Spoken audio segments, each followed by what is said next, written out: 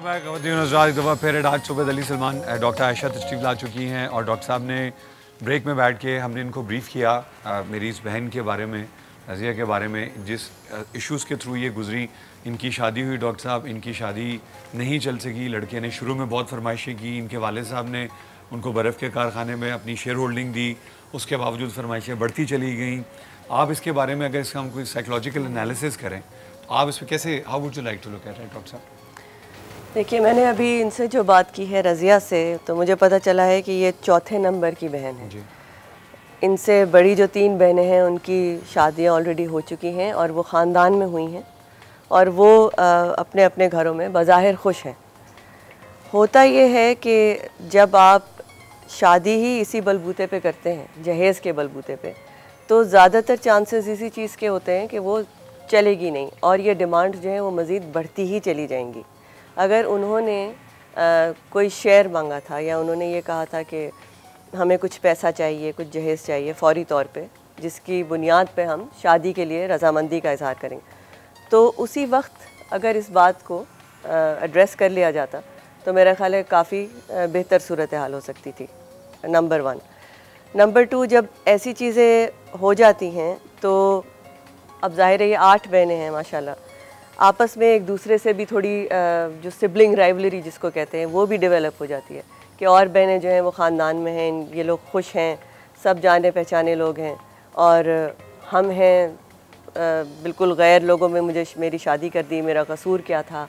A lot of resentment also develops, जो कि फिर बाद में अपने बच्चों पे और माँ बाप पे और सास ससुर पे सब पे मैनिफेस्ट होनी शुरू होती है। तो साइकोलॉजिकल इम्प्लिकेशंस जो हैं वो इसकी ये हैं कि अगर आप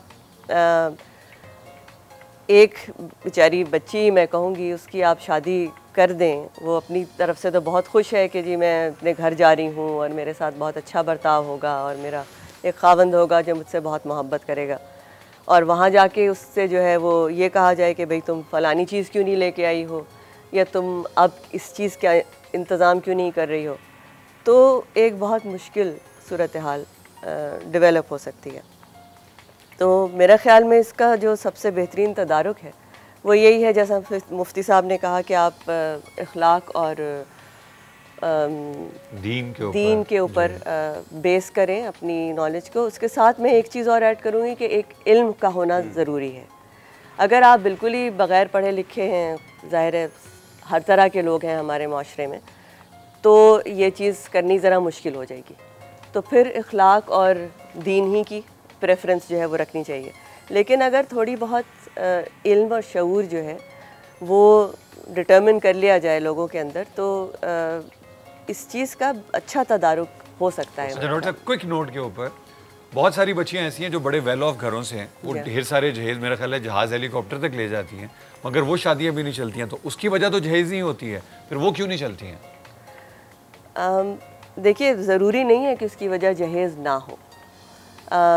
मेरे ख़्याल में बहुत ज़्यादा अफ्लुएंस या बहुत ज़्यादा पैसा जो है वो भी एक डिटरिंग फैक्टर होता है। बिल्कुल ठीक है, क्योंकि अगर आप एक ऐसे घर से आ रहे हैं जहाँ से आप जो चाहें, जिस चीज़ पे हाथ रखें वो आपको मिल जाए, और आप ऐसे घर में चले जाएं जहाँ थोड़ा सा ऑर्थोडॉक्स बैकग्राउंड हो, तो उस वजह से फिर कॉम्प्लिकेशन। जी, तो फिर कॉम्प्लिकेशन। मैं चाहता हूँ कि अब हम इस गुफ्तगू को एक मानी खेज तरीके से लोगों को कोई मैसेज देते हुए कंक्लूड करें, ताकि जो मेरी इस बहन के साथ हुआ, अल्लाह ताला इसकी मुश्किलें आसान करे, वो मज़ीद लोग सफ़र करने से शायद बच सकें।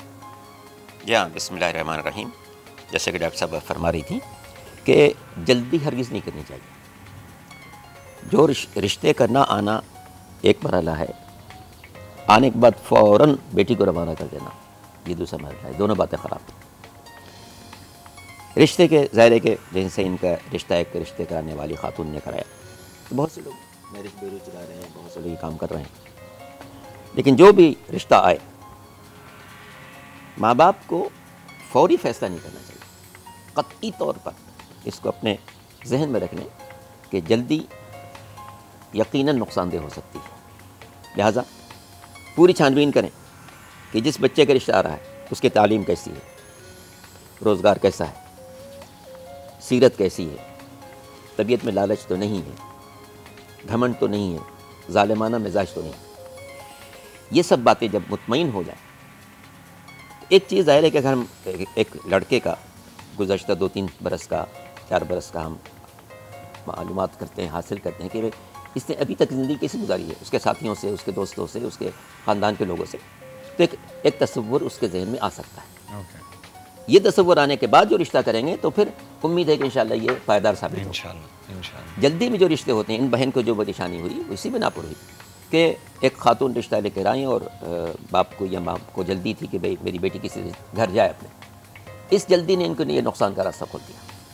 लिहाजा हरगिज़ जल्दी न करें, बल्कि उसकी पूरी छानबीन करें, जब पूरी तरह इत्मीनान हो जाए फिर उसके सुपुर्द करें, इंशाल्लाह ज़रूर बेहतर रहेगा। मैं यहाँ पर 2-3 मैसेज देना चाहूँगा। एक तो ये है कि सिर्फ जहेज़ की वजह से घर नहीं टूटते, हमें अपनी बच्चियों की तरबियत भी इस नहज पर करनी चाहिए कि बेटा परेशानियाँ आ सकती हैं, आपने सब्र करना है और अपना घर बसाने की कोशिश करनी है। जनाब फ़ातिमा तो ज़हरा रज़ी अल्लाह ताला अन्हा की सीरत में पढ़ रहा था तो हुज़ूर अलैहिस्सलाम ने बावजूद इसके कि उनकी वालदा का इब्तदाई में इंतकाल हो गया था, उनकी परवरिश फरमाई और ये फरमाया कि परेशानियाँ आ सकती हैं।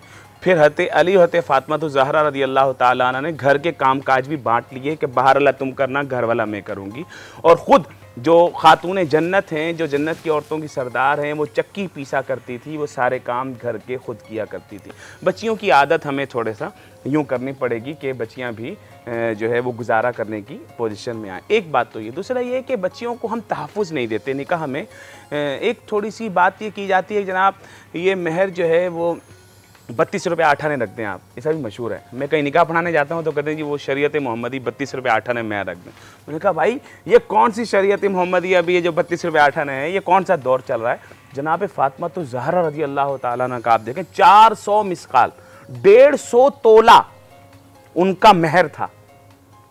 यानी महर होना चाहिए ताकि वो तलाक देते वक्त या वो उसके साथ ज्यादती करते वक्त उसको ये रोक हो कि यार अगर मैंने कुछ काम किया तो ये तो मेरे तो जो है वो गर्दन में फंदा पड़ जाएगा। तो यूं जो है उसको तहफ़्फ़ुज़ होना चाहिए, लड़की को एक तहफ़्फ़ुज़ होना चाहिए ताकि उसका घर बसा रहे। दूसरा ये है कि हमारे एक मशवरा भी दूंगा अगर आपकी इजाज़त हो तो, अब ये जब हमारे गले में ये बुराई आई गई है और हमारे ख़ासकर पाकिस्तान हिंदुस्तान में ये जहेज़ की लानत जो है ये वालिदैन के गले में, क्योंकि पूरी दुनिया में ये सारा काम लड़के को करना पड़ता है। घर वो लेता है, सामान वो लेता है, फ्रिज वही लेता है, सारे काम वो करता है लड़की।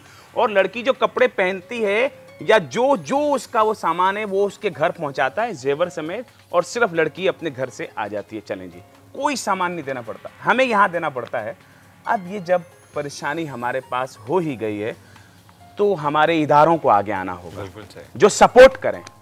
मतलब हमारे ये एक मशवरा है मेरा, इतना ईदी वाले हैं या सैलानी वाले हैं, इन लोगों को आगे बढ़कर लोगों की बेटियों के इन मसाइल को, क्योंकि बहुत सारे ज़रूरी नहीं है कि जनाब वो करोड़पति जहेज़ वाले हों तो ही मसाइल हों, वो जिनको बेचारों को 50,000 रुपये का जहेज़ दे दे उनका घर भी बस जाता है।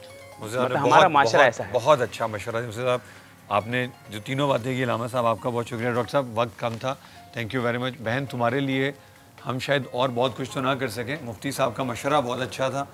ये हैबिट वालों का नाम लेना भूल गया, ये हम सब की तरफ से ये बेटा तुम्हारे लिए शुक्रिया। हम ये हैबिट की तरफ से मैं तुम्हारे पास रख देता हूँ। तो तीनों रात मसला बहुत सेंसिटिव है, इस पर हम बहुत देर बात कर सकते हैं।